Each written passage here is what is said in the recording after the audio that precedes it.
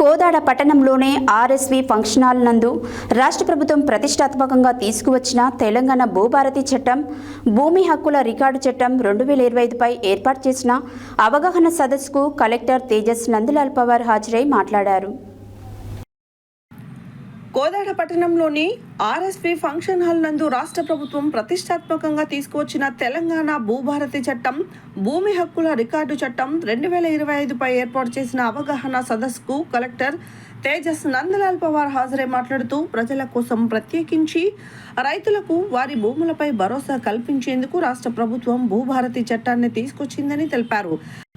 ధరణి పోర్టల్లో లేని అనేక సమస్యలను పరిష్కారం భూభారతి చట్టం ద్వారా దొరుకుతుందని, జూన్ 2 నుండి ఆన్లైన్ భూభారతి చట్టం పోర్టల్ పనిచేస్తుందని తెలిపారు.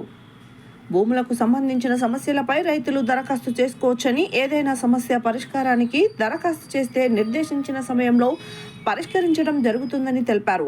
ధరణిలో వ్యవసాయ సబ్ డివిజన్పై ఎలాంటి ప్రస్తావన లేదని, భూభారతి చట్టంలో సబ్ డివిజన్స్పై ప్రత్యేక దృష్టి పెట్టడం జరిగిందన్నారు.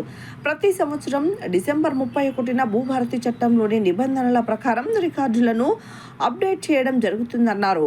రైతులు ఇకపై బ్యాంకు రుణాలకు వెళ్లినప్పుడు భూములకు సంబంధించిన కాగితాలను సమర్పించవలసిన అవసరం లేదని, భూభారతి పోర్టల్లో నమోదైన రికార్డుల ఆధారంగానే బ్యాంకు రుణాలు ఇస్తారని తెలిపారు.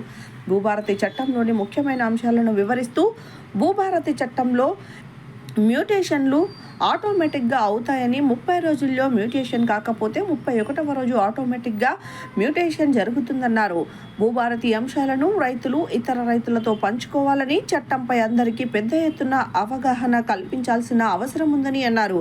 ఈ కార్యక్రమంలో కోదాడ ఆర్డీఓ సూర్యనారాయణ, తహసీల్దార్ వాజిద్ అలీ, మండల MPO Ramachandrarao, municipal commissioner Ramadevi, జిల్లా గ్రంథాలయ చైర్మన్ వంగవీటి రామారావు, మున్సిపల్ మాజీ చైర్మన్ సామినేని ప్రమిళ, స్పెషల్ మండల అధికారులు, కోదాడ మండలం కాంగ్రెస్ పార్టీ అధ్యక్షులు తూమాటి వరప్రసాద్ రెడ్డి, కాంగ్రెస్ పార్టీ కార్యకర్తలు, నాయకులు, రైతులు తదితరులు పాల్గొన్నారు.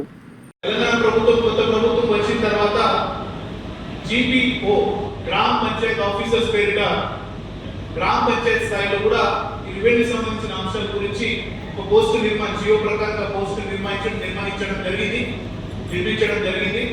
ఆ పోస్టు నింపిన తర్వాత కూడా మనకి గ్రామ స్థాయిలో కూడా భూ సమస్యలు, వాటికి సంబంధించిన అంశాలకి కోఆర్డినేట్ చేయడానికి ఒక డెడికేటెడ్ పర్సన్ గ్రామ స్థాయిలో అందుబాటులో వస్తారు. ఇవన్నీ ముందు ఉంచుతూ ఇంకా చాలా మంది మనం సమస్యలు ఏమైనా చెప్పుకోవాలంటే కూడా మీరు చెప్పుకోవచ్చు.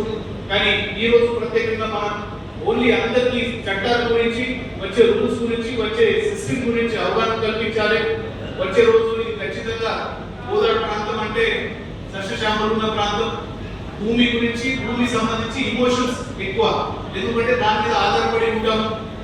అదేవిధంగా భూమి ఉంటేనే ఒక ఆత్మగౌరవం కూడా, ఎందుకంటే ఏమైనా చేసుకోవాలి, అది ఆస్తిలాగా పని వస్తుంది.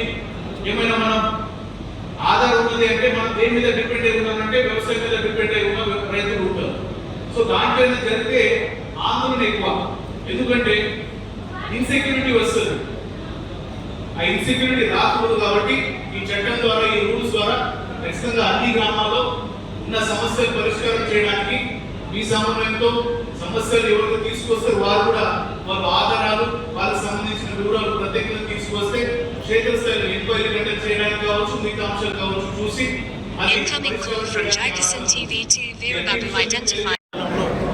భారతీయ చట్టం సంబంధించిన అంశాల గురించి అవగాహన సదస్సు నిర్వహించడం జరిగింది. ప్రత్యేకంగా ప్రతి మండలంలో సూర్యాపేట జిల్లాలో రోజు 2 మండలాలు చెప్పున ఈ అవగాహన సదస్సును నిర్వహిస్తున్నాం. ప్రజలకి కొత్త చట్టం కావచ్చు, చట్టంలో అమలు చేయాల్సిన అవసరం ఉన్న ఈ రూల్స్ ఏవైతే నోటిఫై ఉన్నాయో, భూభారతి చట్టం, భూభారతి రూల్స్, వాటికి సంబంధించి ప్రత్యేకంగా అందరికీ అవగాహన సదస్సు నిర్వహిస్తున్నాం.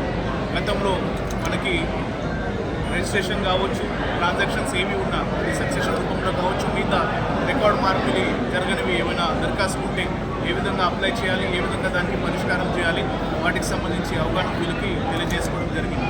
అదేవిధంగా ఈ చట్టం ద్వారా అప్పీల్ ప్రొవిజన్ ఏదైతే ఉంటుందో, ఒకవేళ గతంలో జరిగిన ట్రాన్సాక్షన్ మీద అప్లై చేసి దాని మీద అప్పీల్ ఏమైనా ఫైల్ చేయాల్సి ఉంటే కూడా అప్పీల్స్ తీసుకోవడానికి ఆస్కారం ఉంటుంది.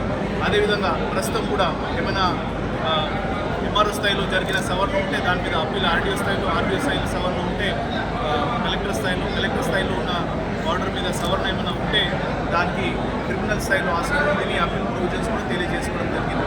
అదేవిధంగా ఈ భూభారతి పోర్టల్ ఏదైతే ఉన్నదో వాటికి సంబంధించి కూడా ఆప్షన్స్ ఏ విధంగా ఉన్నాయి, ఏ విధంగా అప్లై చేయాలి, ఈ అంశాలు ప్రత్యేకంగా ఈ అవగాహన సదస్సులో చర్చించడం జరిగింది. Thank you sir.